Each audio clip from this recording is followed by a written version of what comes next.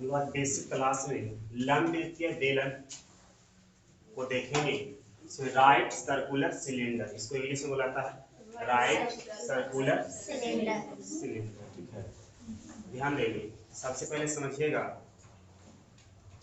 लंब वृत्तीय बेलन, इसका हम लोग डिफिनीशन भी लिखेंगे। ठीक है, इसका डिफिनीशन लिखेंगे और हम लोग इसका बेसिक फार्मूला क्या होता है उसके बारे में हम लोग क्लियर करेंगे। ठीक है, तो ध्यान दीजिएगा। कहा जाता है यानी कि आपका लंब वृत्तीय बेलन, ठीक है, जिसको हम बेलन भी कह सकते हैं। ठीक है, इसका यानी कि डिफिनीशन जब परिभाषा हम लोग बोलेंगे तो कह सकते हैं इसका परिभाषा में कि जब घनाभाकार, आप लोगों को मैंने घनाभाकार पढ़ाए हैं नहीं, घनाभ इसको बोलते हैं। ठीक है, कहा जाता है कि जब घनाभाकार ठोस पिंड को एक भुजा को स्थिर मानकर चारों ओर घुमाया जाता है तो इस प्रकार बनी ठोस आकृति को क्या कहते हैं? लंब वृत्तीय बेलन कहते हैं। लंब वृत्तीय बेलन कहते हैं। यानी कि एक आपका जो रहेगा यानी घनाभाकार कोई पिंड का मतलब वस्तु, पिंड का मतलब वस्तु, यानी एक घनाभाकार पिंड के एक भुजा को, एक घनाभाकार पिंड के एक भुजा को, ठीक है, एक भुजा को अस्थिर मानकर, माने एक भुजा को अस्थिर मान लिया जा रहा है। ठीक है, यानी एक भुजा क्या मान लिया जा रहा है? अस्थिर मान लिया जा रहा है। ठीक है, जिसे देखिए इसको हम लोग समझा देखते हैं। इधर पे इधर डेफिनेशन लिख लेंगे। जैसे घनाभाकार पिंड है,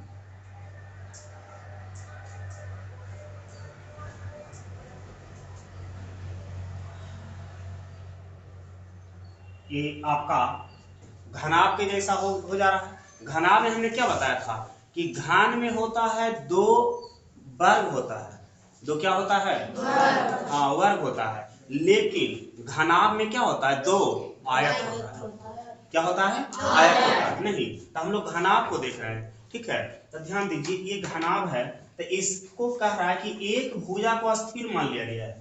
एक भुजा क्या कर लिया गया है? स्थिर मान लिया गया। हाँ, स्थिर मान लिया गया और स्थिर मानकर इसको चारों क्या कर रहा है? घुमा रहा है।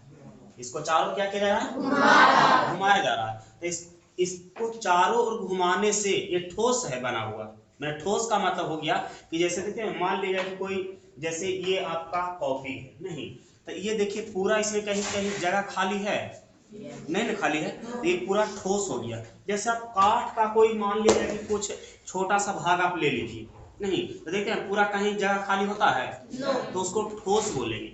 खोखला का बोलेंगे जब बीच में जैसे कोई ऐसा भाग होता है, जैसे मान लीजिए कि एक आप कहीं जैसे एक जो देखते हैं, मान लिया कि जैसे टेबल होता है तो टेबल में कुछ वस्तुएं रखने वाला बनाया जाता है। ठीक है, तो उसको आप निकालिए और ये अंदर करेंगे तो उसमें स्पेस खाली होता है नहीं।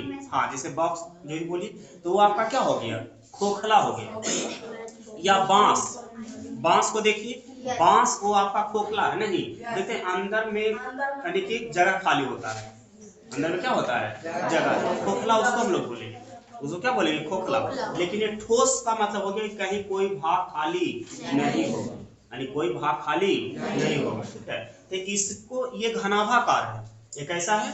हाँ, घनाभाकार है। ठीक है, इसको एक भुजा को स्थिर मान लिया गया। चार भुजा इसमें है, 1 2 3 4, लेकिन घनाभाकार जो होगा, अगर घनाभाकार यानी देखेंगे तो उसमें 6 सतह होता है। इसका मतलब भुजा भी कै गो हो जाएगा? यानी 6 गो हो जाएगा। नहीं, लेकिन हम लोग इसको यहाँ पे केवल इसको आयत को देख रहे हैं, इसीलिए 1 2 3 यानी 4 ही भुजा होगा। यानी कितना भुजा होगा? 4। हाँ, इसी को हमने घनाभाकार यानी घनाभ मान लिया है। इसे क्या मान लिया है? घनाभ मान लिया है। तो इसमें कह रहा है कि एक भुजा को स्थिर मान लिया गया है। मैंने स्थिर का मतलब रोक दिया गया है। एक भुजा क्या कर लिया गया है? हाँ, स्थिर का मतलब रोक देना नहीं, और उसको रोक करके जैसे ये मान लिया कि एक भुजा ऊपर एक भुजा नीचे है, तो ये को अस्थिर मान लिया गया। अस्थिर मान करके इसको कहने का मतलब क्या कर रहा है? घुमा रहा है। ठीक है, तो इस प्रकार से घुमाने से यानी क्या बन जाता है? लंब वृत्तीय बेलन बन जाता है। क्या बन जाता है?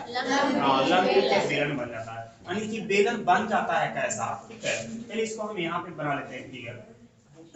लंब वृत्तीय बेलन बन जाता है इस तरह से आपका।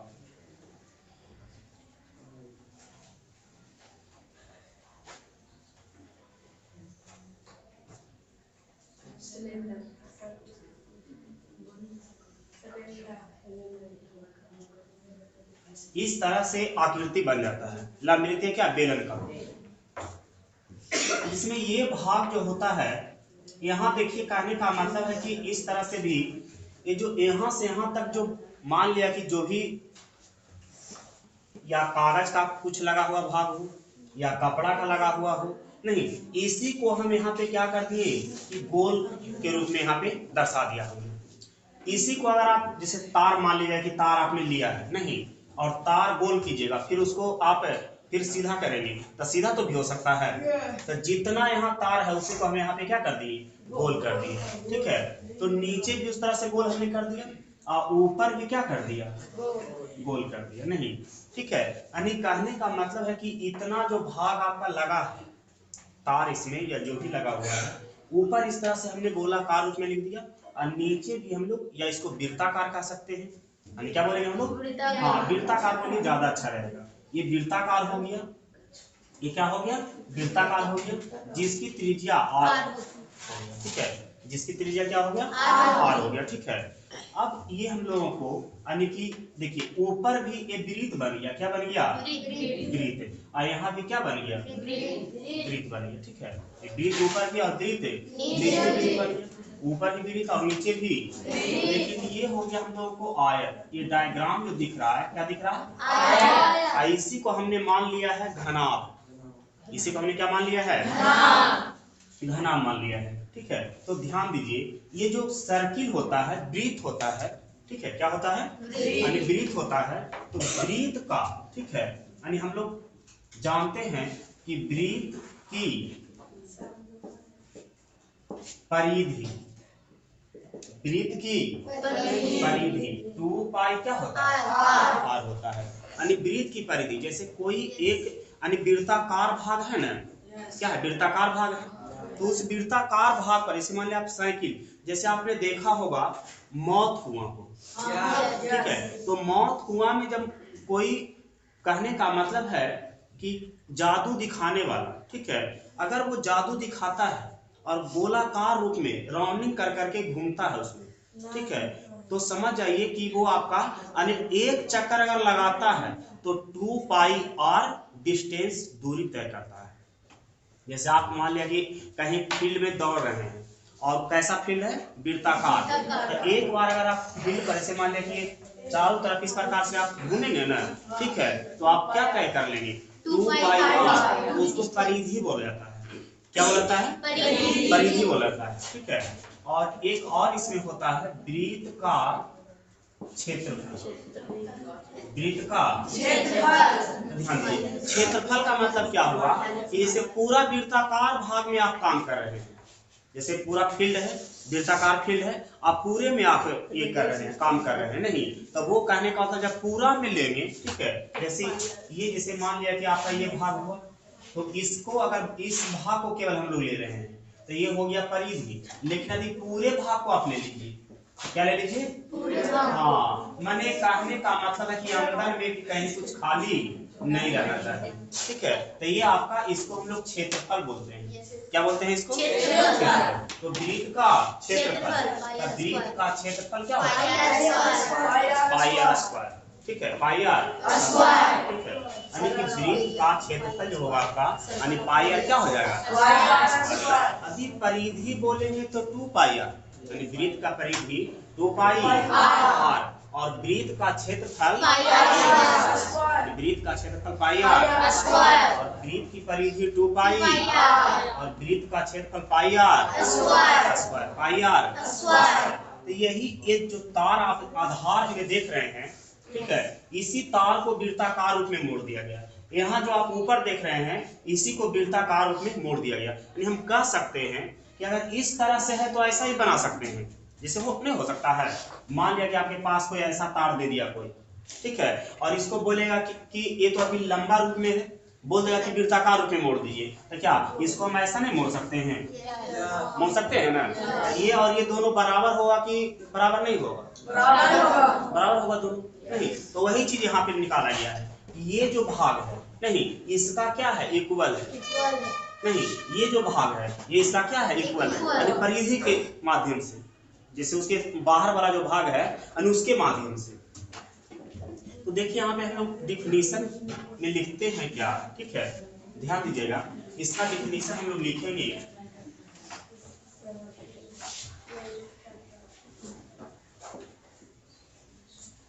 जब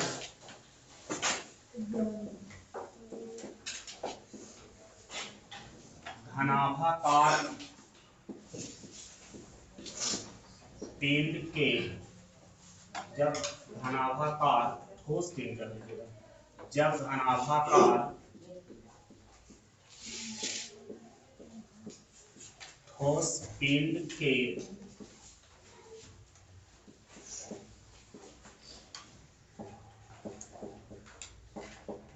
एक भुजा को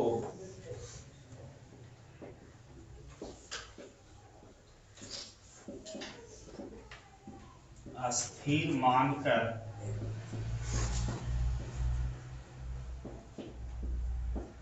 चारों ओर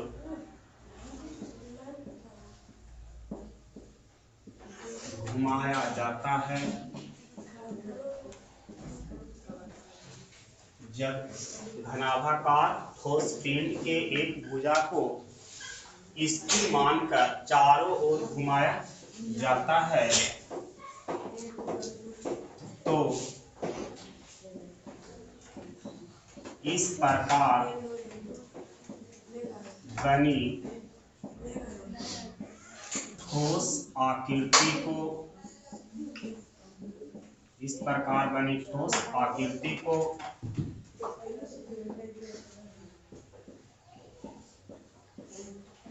लंबवृत्तीय बेलन कहते हैं, लंबवृत्तीय बेलन कहते हैं। इसमें कुल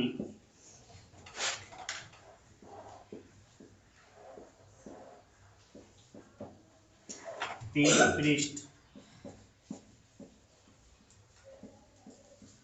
होते हैं, इसमें कुल 3 पृष्ठ होते हैं,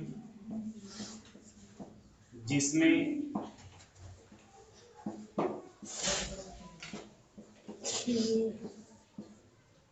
दो वृत्ताकार तथा एक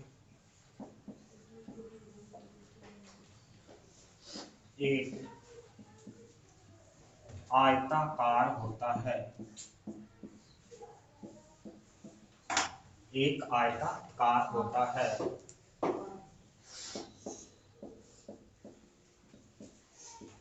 आयताकार पृष्ठ को, आयताकार पृष्ठ को वक्र पृष्ठ कहते हैं। आयताकार पृष्ठ को वक्र पृष्ठ कहते हैं, आयताकार पृष्ठ को वक्र पृष्ठ कहते हैं। चलिए पहले इसको लिखिए, इसके बाद फिर समझाते हैं थोड़ा।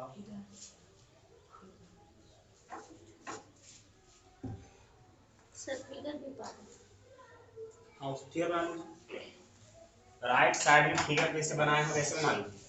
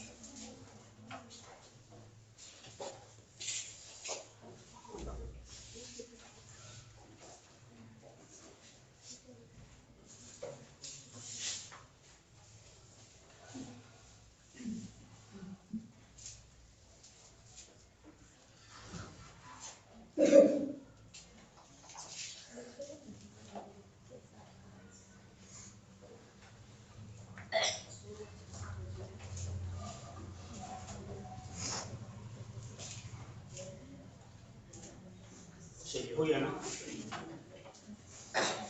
कह रहा कि जब घनाभाकार ठोस पिंड के एक भुजा को क्या कर लिया गया, अस्थिर मान लिया गया, और स्थिर मान करके ही ये घुमाया गया है चारों ओर, तो क्या इस तरह से आकृति बन गया है। इस तरह से जो आकृति बना है ना, ये किसके कारण बना है, इसको एक भुजा को स्थिर मानकर घुमाने से बना है। तो इस प्रकार बनी ठोस आकृति को लंबीय, हाँ, इसमें कुल 3 पृष्ठ होते हैं। इसमें कुल कितना पृष्ठ होता है? 3 पृष्ठ होते हैं। यानी पृष्ठ का मतलब सतह, पृष्ठ का मतलब सतह। इसमें कुल 3 पृष्ठ होते हैं, जिसमें 2 वृत्ताकार, देखिए 2 को क्या है, वृत्ताकार, एगो ऊपर एगो नीचे, तथा एक आयताकार होता है। तथा एक क्या होता है? आयताकार। आयताकार होता है। कह रहा है कि आयताकार पृष्ठ को वक्र पृष्ठ कहते हैं। यदि वक्र पृष्ठ की बात, वक्र का मतलब बाहरी, वक्र का मतलब यदि बाहरी पृष्ठ की बात की जाए तो बाहरी पृष्ठ आपका क्या है? आयत वाला जो भाग है यानी बाहरी पृष्ठ है। आयताकार भाग जो है वो क्या है आपका? बाहरी पृष्ठ है, ठीक है, यानी कि आपका वक्र पृष्ठ इसको हम लोग बोलेंगे, ठीक है। अब ध्यान दीजिए, इसको हम फार्मूला तैयार करेंगे यहीं से। इसको हम कहने का मतलब है कि ये क्या है, ऊंचाई है, हाइट है, ये ऊंचाई है नहीं। और यहाँ से यहाँ तक देखिए, इसको हम ऊंचाई बोलेंगे और इसको क्या बोलेंगे, चौड़ाई बोलेंगे नहीं, या आधार भी कह सकते हैं, ठीक है। ये जो है आपका ये 2 पाई आर ही है। ये क्या है आपका? 2 पाई आर। यदि ये पूरा आयताकार भाग है, यदि इसका क्षेत्रफल आप लिखेंगे तो क्या हो जाएगा, यानी 2 पाई आर इंटू क्या, एक हो जाएगा नहीं, क्योंकि आयत का क्षेत्रफल क्या होता है, लंबाई गुना चौड़ाई नहीं, तो चौड़ाई आपका 2 पाई आर है और ऊंचाई क्या है, h, तो लंबाई गुने चौड़ाई यानी 2 पाई आर इंटू h। हम कह सकते हैं कि यहाँ क्या हो जाएगा, 2 पाई आर एच, यानी क्या हो जाएगा, 2 पाई आर एच, ठीक है। अब यहीं से हम फार्मूला निकाल लेंगे, यहीं से क्या निकालेंगे, फार्मूला निकलेगा, ठीक है। ध्यान दीजिए,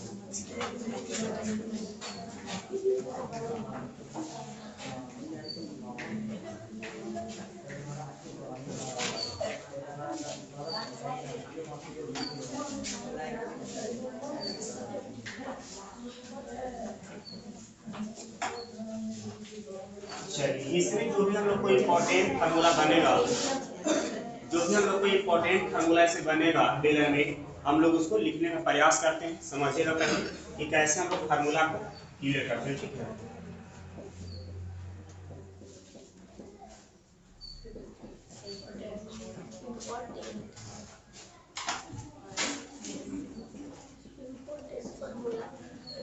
ठीक है, यानी इम्पोर्टेंट फार्मूला, ठीक है।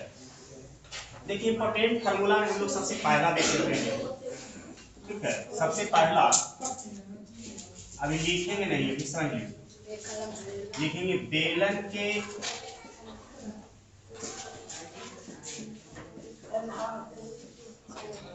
के आधार की परिधि, बेलन के आधार की परिधि, जो वृत्त की परिधि होगा वही बेलन के आधार की क्या होगा, क्योंकि बेलन का आधार में n है।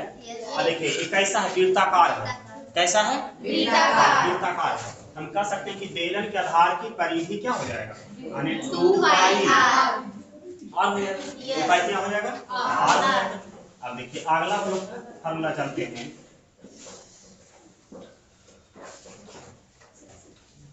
लिखेंगे बेलन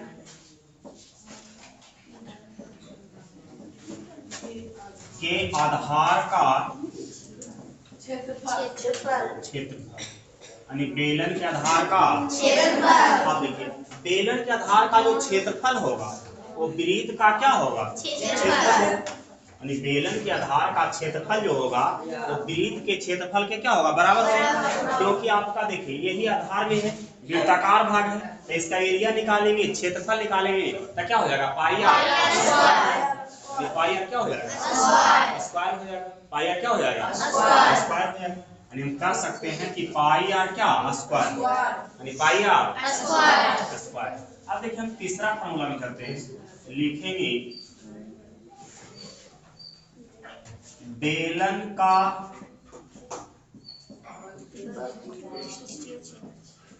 वक्र पृष्ठीय, बेलन का वक्र पृष्ठीय क्षेत्रफल, बेलन का वक्र पृष्ठीय क्षेत्रफल। देखिए वक्र यही ना है, आपने लिखा है कि यानी कि आयताकार भाग को ही क्या बोलेंगे, वक्र पृष्ठीय क्षेत्रफल। तब बोलिए वक्र में पूरा कितना आ गया है, 2 पाई आर एच आ गया। हम लोग कह सकते हैं कि 2 पाई आर एच हो जाएगा, यानी 2 पाई क्या हो जाएगा, आर एच हो जाएगा। ठीक है, यानी कि बेलन का वक्र पृष्ठीय क्षेत्रफल जो होगा यानी 2 पाई क्या हो जाएगा, आर एच हो जाएगा, यानी 2 पाई आर एच हो जाएगा। ठीक है, अब देखिए ये सब में अगर मात्रक आप लिखना चाहेंगे तो इसको क्या लिख सकते हैं, क्षेत्रफल है, इसीलिए क्या हो जाएगा, वर्ग। यहाँ भी क्षेत्रफल है, यहाँ भी क्या लिख सकते हैं, वर्ग। बोलिए यहाँ केवल परिधि है, यहाँ क्या लिखिएगा, इकाई लिखेंगे। यहाँ क्या लिखेंगे, इकाई लिखेंगे। अब आ जाइए आप लोग अगला फॉर्मूला आते हैं, लिखेंगे बेलन का संपूर्ण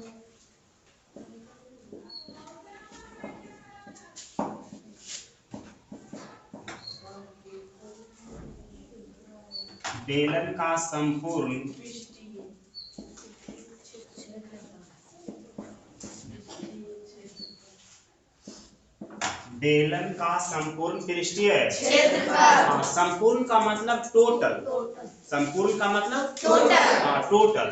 तो देखिए टोटल में क्या आएगा, ये भी आ जाएगा। इसके बाद एगो ऊपर वृत्त है, एगो नीचे वृत्त है, एगो ऊपर वृत्त है, एगो नीचे वृत्त है। तो क्षेत्रफल में क्या, यानी कहने का मतलब ऊपर वाला वृत्त का क्षेत्रफल प्लस नीचे वाला वृत्त का क्षेत्रफल प्लस आयताकार भाग वाला हो जाएगा, आयताकार भाग वाला हो जाएगा। तो हम कह सकते हैं कि बेलन का संपूर्ण पृष्ठीय क्षेत्रफल यानी आपका क्या हो जाएगा, ऊपर वाला वृत्त के लिए क्षेत्रफल क्या हो जाएगा, पाई आर स्क्वायर। नहीं, यानी इसका क्षेत्रफल यानी वृत्त का क्षेत्रफल क्या होता है, पाई आर स्क्वायर होता है।